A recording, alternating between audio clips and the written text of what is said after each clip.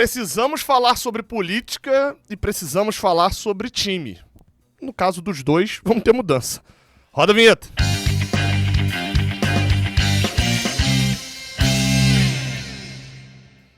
Seja bem-vindo, você guerreira de todo o Brasil, de todo mundo. Aqui é o canal Raiz Tricolor, eu sou Gabriel Amaral, sou jornalista e sou tricolor. Você deixa um like aqui embaixo, se inscreve aqui no canal e vamos embora pra gente poder falar de Fluminense aqui no Raiz Tricolor, beleza? Não se esqueça também de passar aqui embaixo e deixar o seu comentário para você trazer também a sua opinião, a gente ficar registrado aqui também na nossa tela. Pensando em time para o jogo de amanhã contra a equipe do Internacional, o futebol aqui sempre tem essa preferência, né, nas notícias. Para o jogo deste sábado no Maracanã, com uma expectativa de público baixíssima, de menos de 15 mil pessoas de novo, só 15 mil ingressos foram vendidos com antecedência, né? Enfim, fruto de um problema que a gente sabe, né, que é problema recente. O Fluminense não tem essa média de público no Brasileirão no geral, mas, enfim, está convivendo com isso. O Fluminense vai enfrentar a equipe do Internacional neste sábado. E, bem, a provável escalação tem mudanças. E uma dúvida, na verdade, né? Para ser mais preciso. Deixa eu botar aí na tela a provável escalação do Fluminense. Ó. Essa aqui é a escalação do último jogo. O Fluminense, na última partida, entrou com o Thiago Silva, o Freitas e o Germancano jogando de centroavante. Para esse jogo, o Freitas está suspenso.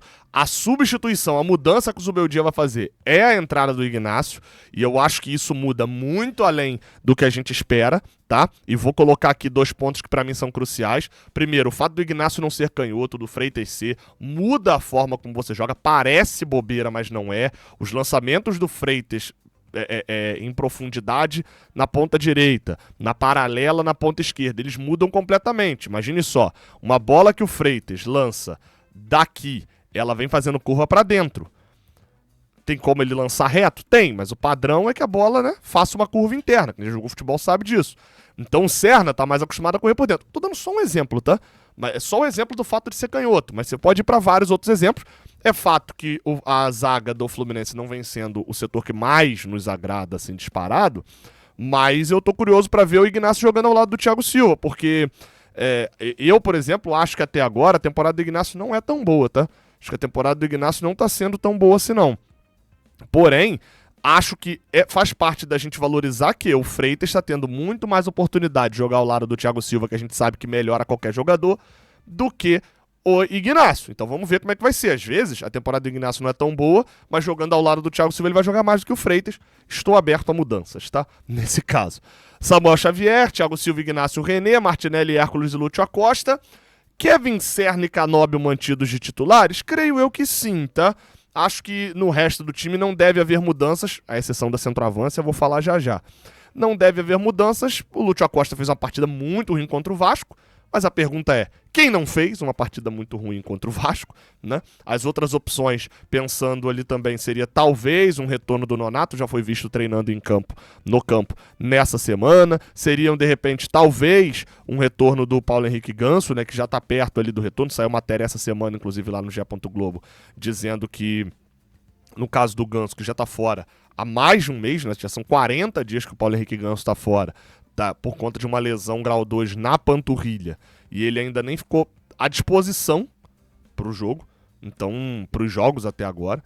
Então, e na coletiva o Zubeldia também não deixa claro, tá? Sobre o porquê, enfim. Então, assim, estão na fase final de transição. Acho que o Nonato tem mais chances até de ser relacionado, mas nenhum dos dois vai tomar a posição do Lúcio Acosta. E para fechar, a centroavância. Ou o Germancano é mantido de titular, ou o John Kennedy se torna titular. Eu não vou descartar não, até porque eu tenho um número aqui. Ou Everaldo se torna titular também, tá? Tem as 3 opções. Vamos lá, tá? Germancano tem muitos motivos para não ser titular. E o jogo contra o Vasco é o principal deles. O Germancano tem 1 gol nos últimos 13 jogos. Tem jogos que ele foi titular, jogos que ele entrou na reta final, jogos que ele entrou no meio do jogo. 1 gol em 13 jogos é muito pouco. Mas foi muito pouco a partir do momento que a gente percebe que não é só porque o time tá criando pouco. O time cria pouco mesmo. O fato dos nossos centroavantes, se você somar as últimas partidas do Everaldo, com o do John Kennedy, com o do Germancano, a gente vai chegar a 3 gols em 35 jogos. Óbvio que não são 35 partidas, porque muitos desses jogos eles jogaram os dois ao mesmo tempo. Mas assim, um número somado dos três de 35 jogos, 3 gols, é muito pouco. A gente cria pouco pro centroavante mesmo. Agora, o Germancano tem perdido chances que não dá pra perder. Eu falei aqui que colocaria ele titular, e vou explicar melhor amanhã no pré-jogo contra o Inter, colocaria ele titular contra o Vasco. Não tem a menor cabimento hoje dele ser titular contra o Internacional, sabendo que ele pode ser titular e fazer gol. O John Kennedy, desde que voltou ao Fluminense, tem um gol em 11 jogos. Óbvio, no caso do John Kennedy, ainda mais jogos que ele jogou entrando no segundo tempo. O desempenho do John Kennedy não é muito bom. Eu vi gente comparando o Verratti, a saída do Verratti para a entrada do Ryan com a saída do Germancano para a entrada do John Kennedy. Deus queira que seja igual. O Ryan tá chegando na artilharia do Verratti na temporada. O John Kennedy tem um gol, cobrança de pênalti. Mas o que o John Kennedy fez até agora justifica a titularidade dele. Óbvio que precisa justificar em gol. Eu falava isso sobre o Everaldo e falava isso sobre o Germancano. Mas em atuação fora do que é o principal do centroavante, ele é o único que entregou mais coisas. E aí, pra fechar sobre o Everaldo, dos últimos 11 jogos, pra igualar o John Kennedy, ele não tem nenhum gol. Acho que prova por que o Everaldo não é nenhuma opção. Vamos ver a escalação que o Zubeldia vai botar amanhã. Bem, falemos de política do Fluminense. Eu ontem entrevistei, né, estive junto com o Jornada KTO 1902, né, o meu outro canal, né, o nosso grupo aqui do qual sou sócio do Fio e do Vitor Lessa. Estivemos lá no Park Shop, né, lá no estúdio, entrevistando o Celso Barros e o seu vice, Rafael Rolim, da chapa O Flu é dos Tricolores, que quer concorrer à eleição na segunda quinzena de novembro. Na segunda ou terceira quinzena de novembro. Né? Aliás, é na segunda, né? Que é na terceira semana de novembro. Pois bem, depois da entrevista hoje, né, o Rafael Rolim divulgou uma carta aberta no seu Twitter. Eu vou deixar aí na tela, quem quiser dar pause para poder ler pode ir lendo. Eu vou destacar só os pontos principais. Ele diz que veio nesta sexta-feira, pedir desculpas porque a ambição política jamais está acima do amor ao Fluminense. E que, por divergências na condução do futebol, especialmente no que diz respeito ao tratamento com os jogadores e a valorização das conquistas do Fluminense, ele decidiu se desligar da chapa O Flu é dos Tricolores. Aí, enfim, destaca a gratidão ao Celso Barros e diz que espera que a oposição possa se unir em torno de um nome para justamente tentar vencer essa eleição. É o que diz aqui o Rafael Rolim. Ele diz que o fim desse ciclo de gestão é uma necessidade, falando da gestão Mário Bittencourt. No caso específico do Rafael Rolim, eu acho que vale destacar que, primeiro, sobre a chapa. Eu não sei se o Celso Barros segue com a sua chapa, segue com a sua tentativa de ser presidente do Fluminense, sem o Rafael Rolim. Tá? Não sei como vai ficar a chapa O Flu é dos Tricolores.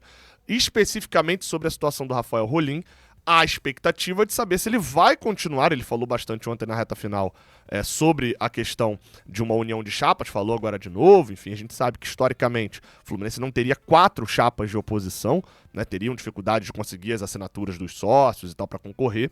Então fica a expectativa se o Rolim vai apoiar alguém, vai participar de alguma outra chapa, se vai haver algum rearranjo nas chapas do Ricardo Mazella, do Luiz Monteagudo e também do Ademar Arraes, que são os outros 3 candidatos a presidente, porque obviamente ele não vai fazer parte da chapa do Matheus Montenegro, que é o candidato da situação.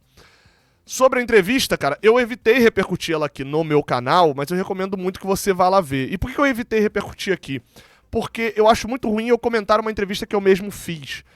Mas, enfim, acho que ficou bem claro ontem pra todo mundo é que era uma chapa que tinha problemas, assim, tinha divergências. Eu abordei isso várias vezes nas minhas perguntas da entrevista. Um puxando para um lado, outro puxando para o outro, com argumentação e com ponderação. A gente já viu isso acontecer várias vezes. Até, inclusive, né, na política nacional, a gente já viu isso acontecer com muita constância. Da forma como tava nítido que não ia se prolongar muito. Eu não esperava que fosse acabar no dia seguinte. Vamos aguardar os próximos movimentos. Tamo junto, até a próxima, valeu.